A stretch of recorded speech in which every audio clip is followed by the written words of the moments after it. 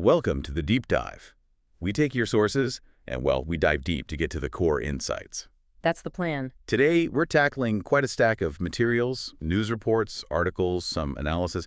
It's all centered around a pretty significant situation.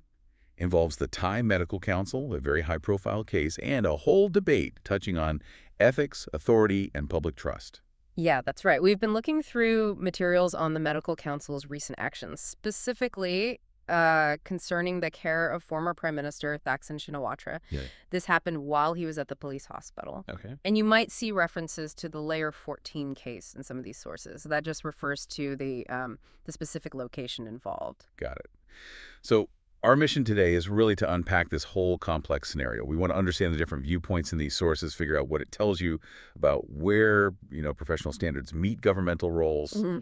and how public confidence plays into all that. Mm-hmm. Let's jump in.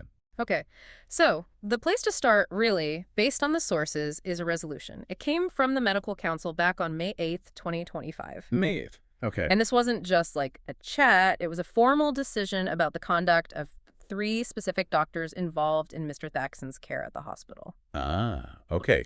So the council actually reviewed what they did and decided there should be some professional consequences. Precisely. Consequences.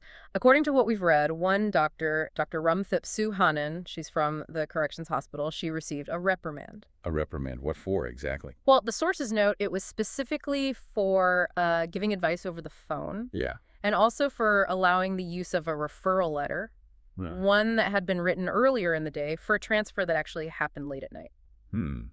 Okay. And the other 2 doctors, sounds like they faced something more serious. They did, yeah. A temporary suspension of their medical licenses. Wow. These were Pol LT Gen Sufanrat Singajaru, he was the chief physician at the police hospital, and Pol LT Gen Tawisel Vichitranan, who's the current chief physician. And the reason for the suspension? The sources state the council found they had provided information or maybe medical documents that were, let's say, inconsistent with the truth, or maybe just standard medical practice. A temporary license suspension. That's a major professional hit. There's a quote in one source, Dr. Prasit Watanafa, he's the first deputy president of the council. He described that May 8th vote to punish them as having a strong majority. Yeah, that suggests it was pretty clear-cut within the council at that moment. But, these decisions aren't automatically final. Right. There's another step.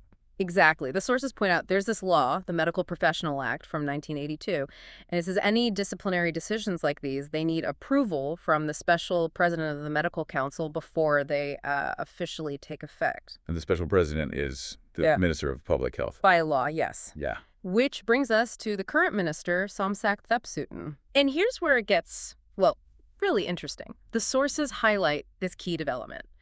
On May 28th, 2025, so just 20 days after the council's decision. Barely 3 weeks. Right. Minister Somsak used his authorities under Section 25 of that same act, and he issued a veto. A veto. So he just stopped the council's decision. Essentially, yes.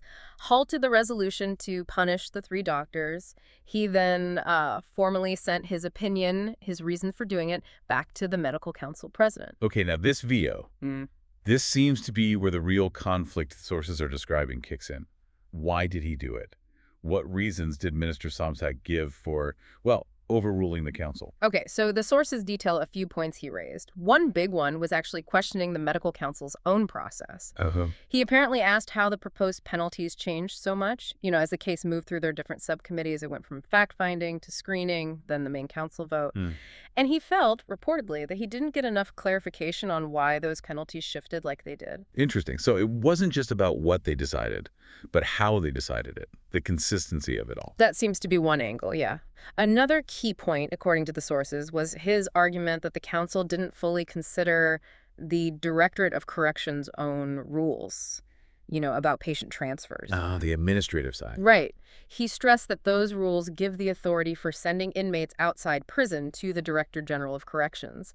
His point seemed to be that this whole administrative context wasn't properly factored in when they were looking at the doctor's actions. Okay, so that's the general idea. How did he apply that to the individual doctors? What about Dr. Rumthip, the one with the reprimand for the referral letter? Well, for her, Somsak argued that because the council supposedly didn't fully consider those corrections rules, maybe she should get the benefit of the doubt on that referral letter issue. Benefit of the doubt. Okay. And for the two facing suspension, Pol LT General Safenrat, the former chief physician. Right. For him, the minister noted that in some interviews he gave back on August 23rd and 25th, the doctor used words like serious symptoms or worrisome. But not critical. Apparently not critical. So Somsak's perspective, as reported, was maybe those interviews were kind of spontaneous, off the cuff, and that a chief physician getting reports might see things differently than someone examining the patient right at that moment. Again, suggesting benefit of the doubt might be warranted. And the other one facing suspension, Pol LT General Tawiselp, he gave the opinion about needing continued hospital care. Yeah. For him, the minister pointed out, his medical opinion just said treatment wasn't done and needed ongoing hospital care. But it didn't say which hospital. An omission. And Somsak argued, look, this doctor knew about the patient's, 14 chronic conditions, the complexity of it all. So maybe his opinion would naturally differ from others who only knew about some conditions. And, crucially, Yes? he also pointed out that the initial fact-finding subcommittee, they'd actually found this particular doctor not guilty. Oh, really? Yeah, so Somsak apparently felt it would be too harsh to punish him now when a majority had cleared him earlier in the process. Okay, so those are the minister's points as laid out in the sources. Uh-huh. It seems to focus a lot on process, on context, benefit of the doubt. But the sources also give the medical counsel's side, right? Particularly from Professor Dr. Amorn Lilorasimi, a committee member. How did they push back? Right. Dr. Nemorn's view, or at least how it's quoted, is basically that the minister's reasons miss the point.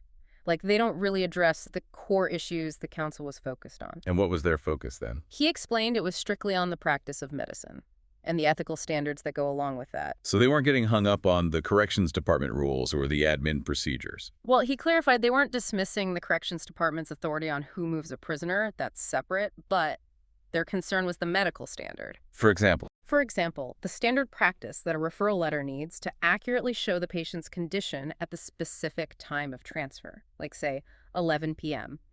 And he stated that specific, timely information was missing. I see. Their view is sticking to those documentation standards. That's an ethical, professional thing for doctors. Okay. And what about the minister's point on the senior doctor's words, just worrisome or serious, not critical? How did the council see that? Dr. Amorn addressed that head on. He argued that saying symptoms were worrisome or very scary, well, that directly contradicted the written medical records and the nurses' reports from that time. Which said what? Which reportedly indicated the patient was actually improving or stable. They used phrases like much better, described things as everything seemed calm. So, a clear discrepancy. That was his point. Providing information that clashes with the documented clinical reality, that is an ethical issue. And that's what the medical council was looking at. He stressed again. Their focus was the medical validity of the documents, the statements, separate from the admin side of the transfer. Wow. That really lays bare the tension, doesn't it? You've got the minister hitting on process, context, doubt, and the council digging in on medical ethics, standards, and what the records actually show. Exactly. And given who's at the center of this, Mr. Thaxton, it feels like there's got to be a political dimension bubbling under here. Oh, the sources make that pretty clear. I mean, he's the father of the current prime minister. His health, his time outside prison, it's been under intense political scrutiny from day one. And Mr. Thaxton himself weighed in after the minister's veto was announced. Yes, he did. Sources comments he made on May 27th and May 30th. He publicly criticized the medical council, even suggested that it sometimes lacked ethics itself. Strong words. Did he get specifics? He mentioned some leaks line messages. He alleged they showed some council members criticizing him or responding with yes stickers to negative comments about him, implying they were biased. He even claimed the person who sent the yes held a very high position in the council. So, bringing bias allegations directly into it. The political side is definitely not subtle. Some analysis in the audio source we reviewed even suggested the minister's veto and Mr. Saxon's comments. They could be, well, politically motivated moves. That was an interpretation offered, yes, that maybe these actions were attempts to sway the situation or perhaps even build a case for bias and other related legal fights down the road. Though, to be fair, Minister Somsak publicly denied any political pressure. He did. The sources report him saying clearly he wasn't ordered or influenced by politics. He stated he acted just based on the information he had and his legal authority. He also tried to frame it as not being a conflict with the entire medical profession. Right. And he mentioned a poll. Yeah, he cited an IDA poll. It was mentioned in the Post Today source. Apparently, it showed 54% of people surveyed lacked confidence in the medical council's overall performance. So he was sort of suggesting he was also considering public sentiment, perhaps? So we've got the minister justifying his decision with procedure, maybe public opinion, the council defending theirs based on ethics and medical facts, all under this intense political spotlight, including direct criticism from the former PM. It's a complex mix. And it all seems to be building towards a really crucial date the sources keep mentioning, June 12th, 2025. June 12th. What happens then? That's when the medical council is set to meet again, specifically to reconsider the very decision that Minister Somsak vetoed. Okay, how does that work? Is it just a simple majority vote this time? No, it's tougher than that. The sources spell out the rules. First, just to hold the meeting and vote, they need a quorum. Which is? At least half the members. There are 70 total, so they need 35 members present. Okay, 35 to meet. But what about overriding the minister's veto to actually reinstate their original decision to punish the doctors? That's the really high hurdle. They need a vote in favor from at least 2/3. Not just of those present, but 2/3 of the total committee members. 2/3 of 70. That's 47 members. Exactly. 47 out of 70 have to vote to reaffirm the punishment. And getting that many people to agree on something this controversial, especially after a minister has vetoed it, well, the sources imply that's a significant challenge. A very tall order. Mm-hmm. Does Minister Somsak play any role in this June 12th meeting? Can he influence the vote? He has a role, yes, under Section 24 of the Act.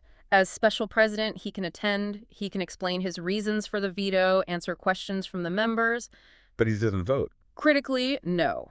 He does not have the right to vote on the resolution itself. And some sources mention he's already said he probably won't stay for the actual vote anyway. The expert analysis you mentioned from the audio source, they talked about how difficult this makes things for the council members who want to stick to their original decision. They did. They pointed out the challenge of just getting 47 members to show up and then vote to override the veto. I mean, these are doctors, respected professionals. Their reputations are involved in a vote like this. The experts suggested that achieving that 2/3 majority could be really tough. It might take a lot of effort, maybe lobbying, maybe time. And they also floated the idea of maybe trying to avoid the vote altogether, a delay tactic. Yes, that came up. One expert suggested a possible strategy to counter the original punishment might be to argue for a delay of the June 12th vote. On what grounds? Maybe arguing they need more time to investigate the points the minister raised in his veto.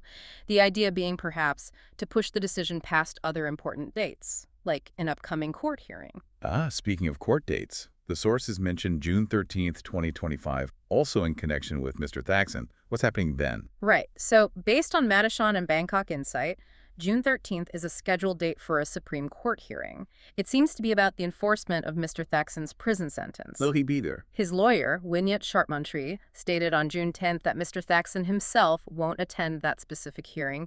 The lawyer will go on his behalf. And there was something about an extension related to the hospital stay. Yes, the sources say the lawyer asked for and got a 30-day extension. Pushes the deadline to June 23rd.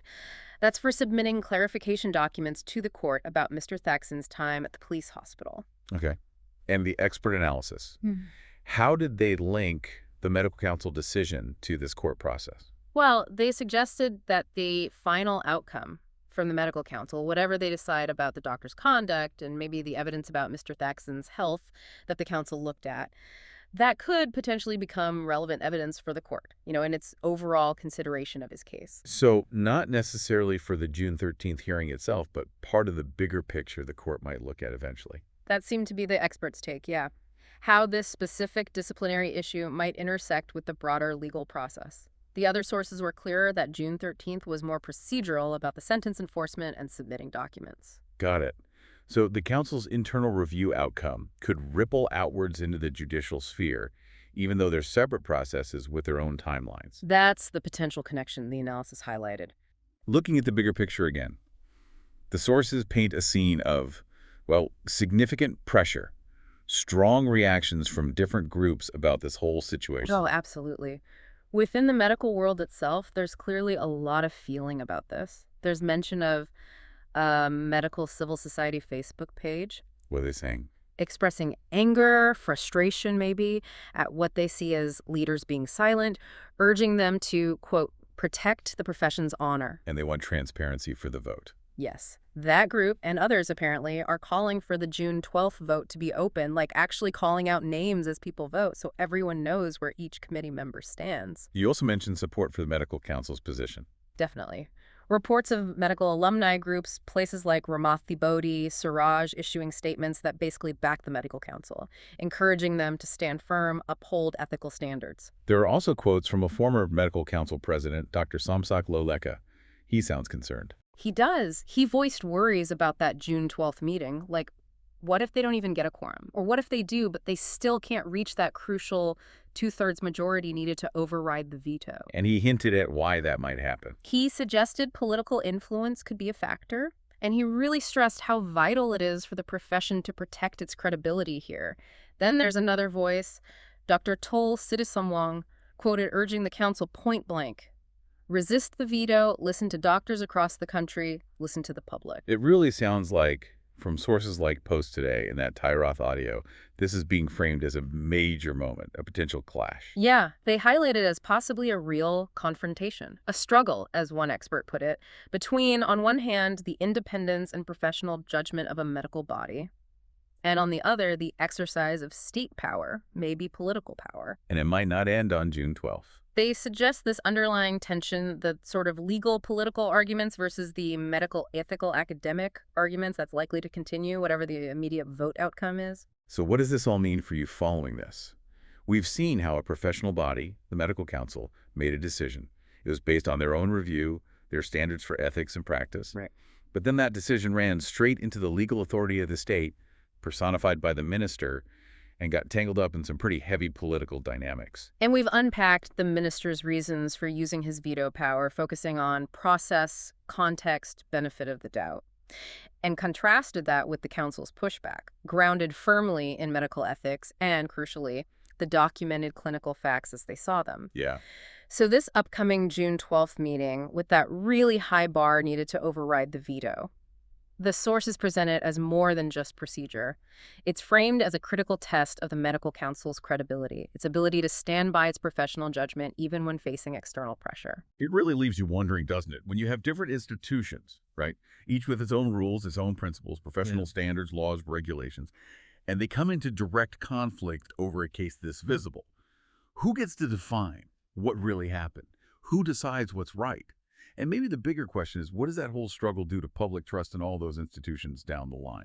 It's definitely something to think about as we finish this deep dive.